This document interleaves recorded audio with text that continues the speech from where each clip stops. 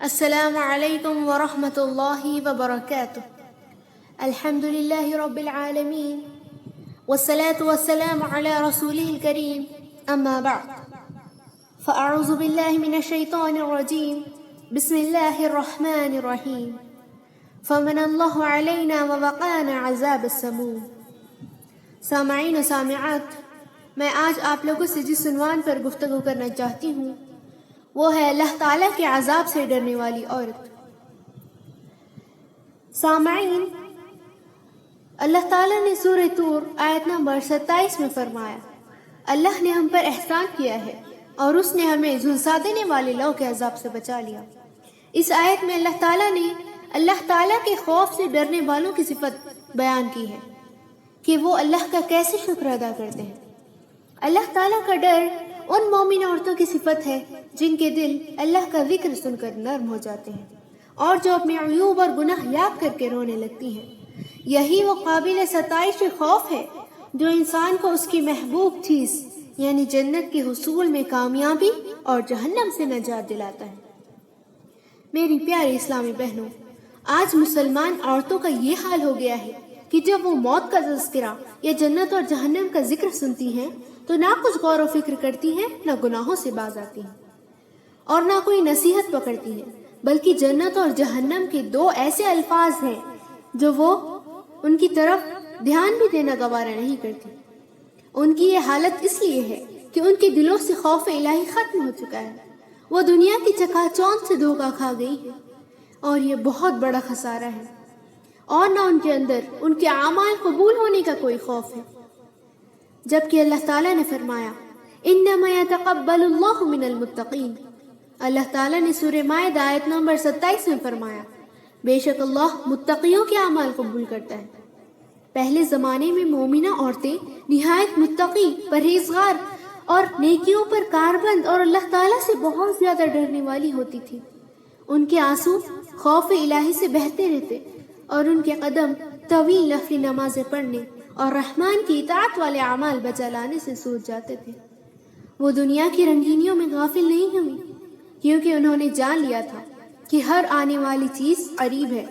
موت اپنی بے ہوشیوں سمیت آنے والی ہے، قبر اپنی ہولناکیوں کے ساتھ بہت قریب ہے، قبروں سے جی اٹھنے کا وقت آنے والا ہے، قیامت اپنی تمام ہولناکیوں سمیت برپا ہونے والی ہے، کیونکہ انہیں پتا تھا کہ اللہ تعالیٰ نے قرآن میں فرمایا کل نفس ذائقۃ الموت، ہر نفس کو موت کا مزہ چکھنا ہے۔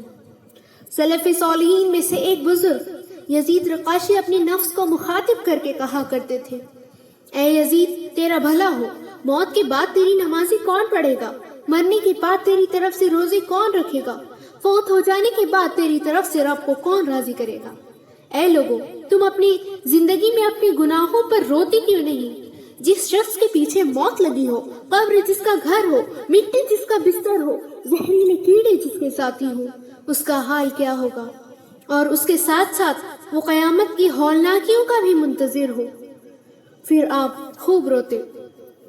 میری مومنہ بہنوں، مثالی خاتون بننے کے لیے تمہیں اپنے رب سے ڈرنا چاہیے اور خوف الہی کے وسیلوں کو اپنانا چاہیے، اور خوف الہی کے کئی وسیلے ہیں جن میں سے چند میں آپ لوگوں کے سامنے پیش کرنے کی جسارت کروں گی۔ گناہوں سے پہلے، توبہ کرنے سے پہلے اچانک موت آ جانے کا خوف، دل کی نرمی کا ختم ہو جانے اور ان کے پتھر بن جانے کا خوف، صراط مستقیم سے ہٹ جانے کا خوف، اللہ تعالیٰ کی نعمتوں کی کثرت سے غرور و تکبر میں مبتلا ہونے کا خوف، اللہ کو بھول کر غیر اللہ کی اطاعت میں مشغول ہو جانے کا خوف، دنیا ہی میں عذاب الہی میں گرفتاری کا خوف، موت کے وقت رسوا ہونے کا خوف، برے انجام اور عبرتناک خاتمے کا خوف، موت کی بے ہوشی اور تکالیف کا خوف، منکر و نکیر کے سوالات کا خوف، عذاب قبر کا خوف، قیامت کی ہولناکیوں کا خوف، اللہ تعالیٰ کے سامنے کھڑے ہونے کی ہیبت کا خوف،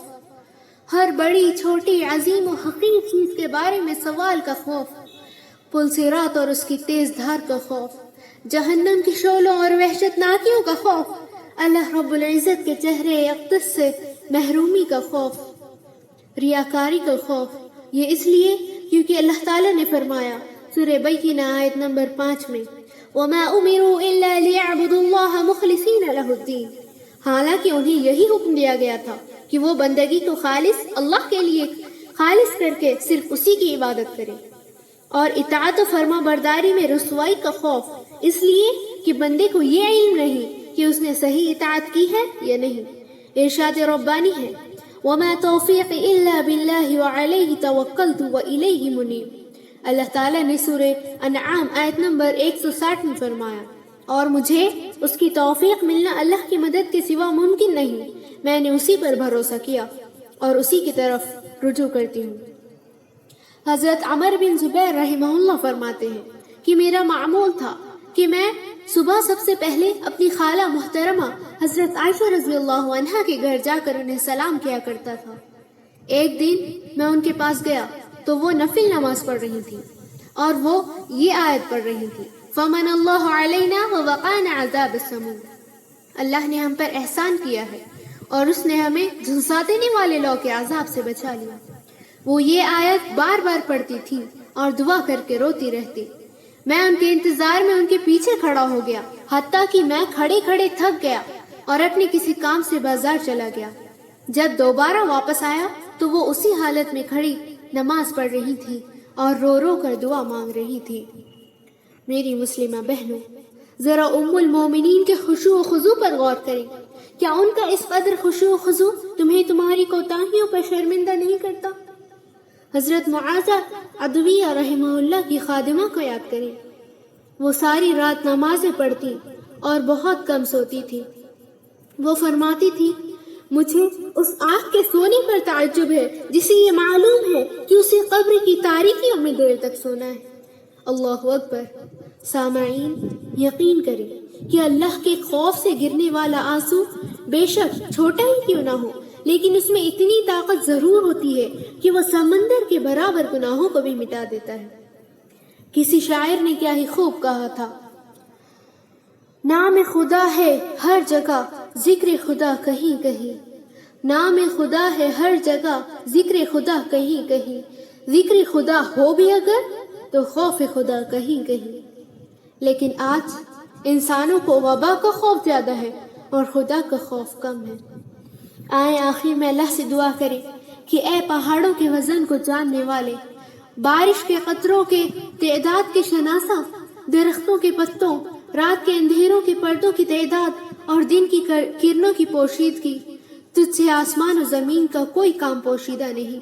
ہم تجھ سے سوال کرتے ہیں کہ ہماری بہترین عمر ہماری آخری عمر بنا دے، ہمارا بہترین عمل ہمارا آخری عمل بنا دے، ہمارا بہترین دن اپنی ملاقات کا دن بنا دے۔ اے ہمارے پروردگار، اے جلال و عزت کے مالک، ہم تجھ سے تیرے فضل و کرم سے دنیا اور آخرت کی جامع بھلائی کا سوال کرتے ہیں اور ہم تمام کے دلوں میں اللہ کا خوف ڈال دے۔ آمین۔ وآخر دعوانا ان الحمد للہ رب العالمین، والسلام علیکم ورحمۃ اللہ وبرکاتہ۔